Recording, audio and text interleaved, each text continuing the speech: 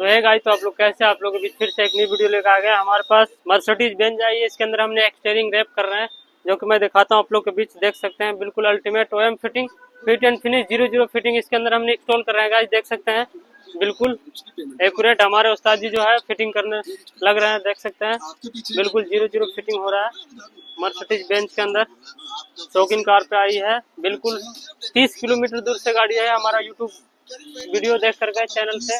और जिस भाई को भी गाड़ी के अंदर स्टीयरिंग रैप करवाना है आकर के करवा सकते हैं। जो हमारा लोकेशन रहेगा 4-7 के चौक, railway road Gurgaon, near by Knox mall के सामने। शौकीन कार पे आकर के सारा काम करा सकते हैं आप। हमारे पास ऑल कार एसेसरीज सामान अवेलेबल है।